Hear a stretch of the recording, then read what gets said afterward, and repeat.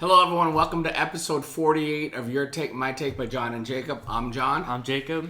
And we want to apologize for such a long delay, but we've been just enjoying the sports. This is the best time. There's a lot of things going on, but we wanted to come to you today and give you our top 5 NBA teams right now, and also give you some surprise teams and maybe some disappointing teams. But as we always do, we start with a coin flip, and we'll start right now. Jacob, Tails. Heads. All right, you can go first. Who are some of your surprise teams and disappointing teams? We're about quarter into the season. All right, so first for my surprise team, I went with Pacers this year. They're playing pretty well. Tyrese Halliburton has emerged himself as a All-Star this year. I'm still mad the Suns didn't draft him. We could have.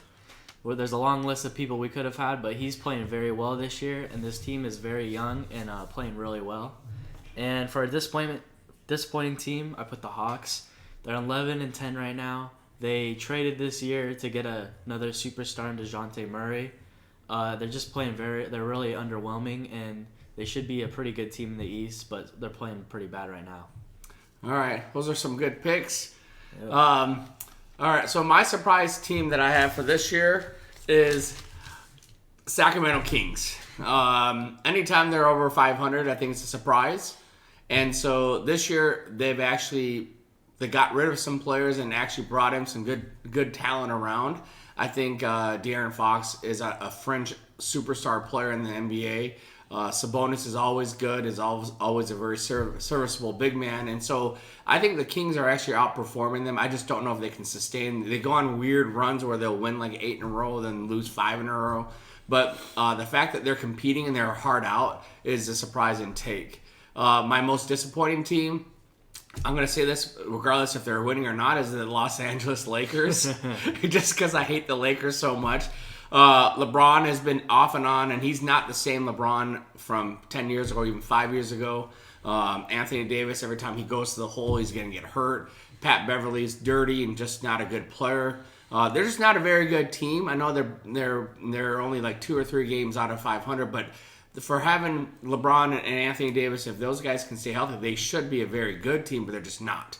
And so every time I look at the Lakers and I see them lose, it just makes me happy because I hate them so much. Mm-hmm. So that's my 2 teams that are very surprising and a disappointment. Mm-hmm. So let's start with our 5. So I have number 5. I have the Cleveland Cavaliers. Right now, they have actually one of the better records. They're 15-8. I like their team and how they're built. They haven't really been full strength. Garland's coming back. Garland's a very good player. Mitchell's been he's in the MVP conversations. They have very good defensive post players in Allen and Evan Mobley. And I like, even though he went to Michigan, I actually like Caris LeVert. He's actually pretty good. He can't stay healthy either. But if they can stay healthy, they have a very good nucleus of young and veteran players that can put them over the top. I think they're going to be a threat down the road.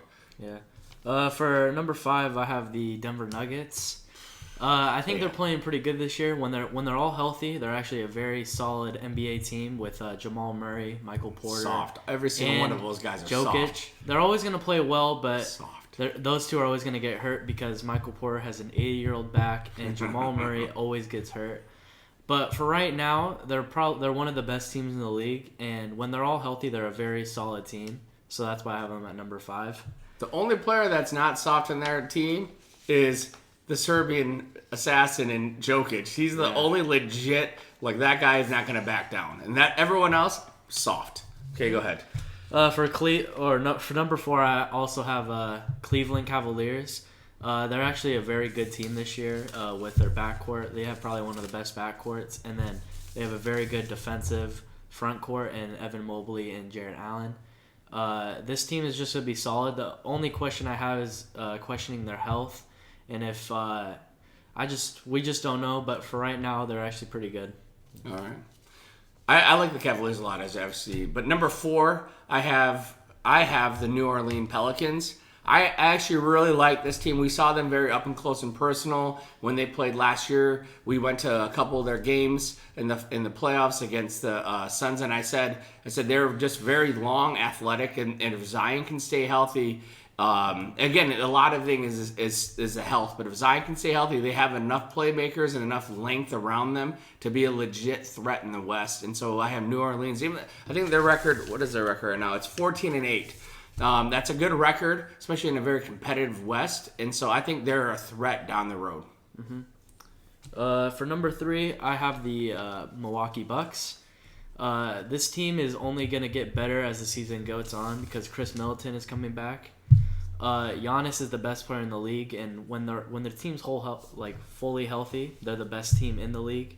They're just gonna keep getting better and better as the season keeps going. But right now, there's 2 teams I just think that are better. But at the end of the season, they're probably gonna be number 1. So number 3 for me is the Phoenix Suns. The Phoenix Suns have the best record in the West right now, and they're doing it without Chris Paul. There's still some questions, and it's unfair because we watch so many of their games, and we have an opportunity to read about it, look at it, and see it. And so obviously we're going to know a lot more about the Phoenix Suns. But I look at them; they have issues. We have a hard time against very long, athletic wing type players. And we saw that yesterday in the Houston Rockets. The Rockets aren't a very good team, but that's a bad matchup for the Phoenix Suns. It's a bad matchup when we go against people like the New Orleans Pelicans or even the Dallas Mavericks. And so the Phoenix Suns, though, I'll admit, I was not a Devin Booker fan for a long time, but D Book has developed into a true superstar in the league. He's a bucket every time he goes out in the court. And so I like Devin Booker a lot. I like DeAndre Ayton. I think we have a good young core. With Mikal and Cam Johnson when Cam comes back. We've been hurt a lot. And the fact that we still have the best record in the West speaks volumes about the depth of the team. I just think we have questions that need to be addressed. But right now, I think they're the 3rd best team overall, with potential to get better with health. Yeah. Number 2, I have the Suns. I just think they're playing great with all the people that are out for them. Chris Paul and Cam Johnson are both 2 starters that were out. DA, he's off and on. Sometimes he looks like a top 3 center, but yesterday he looked very soft and complained a lot. He's going against a European guy he should dominate. He just looked bad yesterday. When you have off nights, and he got into early foul trouble last night, and they were swarming him. Devin Booker, though, is a true superstar. He's probably the best shooting guard in the league. And he's just playing really good this year. And him or Mitchell? Who would you have? I definitely have Devin Booker just because he's longer and taller. What about Jason Tatum? Oh, Tatum sucks. Well, we'll easy there. We'll get to him. But yeah, Suns are number 2 for me. Okay, my number 2, I have the Milwaukee Bucks. I really like the Milwaukee Bucks just because I'm a huge Giannis fan. I know they beat us in the finals. Sometimes in the finals when you need to make plays that are really tough to get because the refs are not calling as many things. You need a true superstar to come up, and he's the best in the league. Giannis is the best. He's gonna get himself whatever he wants on the court, and so they've been doing this. They have the best record. I think they have the 2nd best record in the East. They're 15-6. They've been doing this without their second All-Star in Chris Middleton. He's coming back.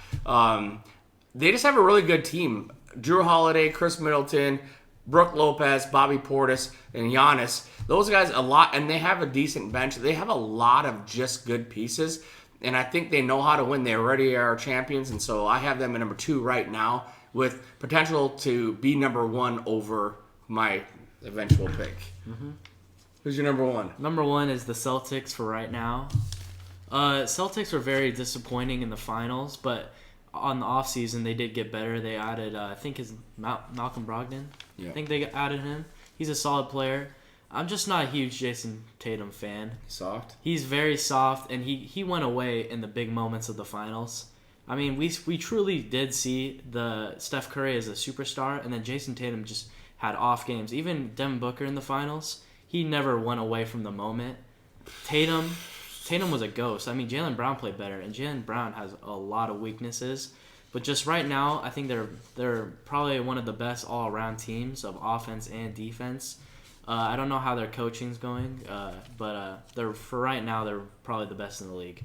So I have the Celtics number 1 too. I mean, you can't deny their record. I think they're 18-5, and so the fact that they continually win and they play hard, and I think that goes to, even though I don't like him, Marcus Smart demands his teammates to play hard both on offense and defense.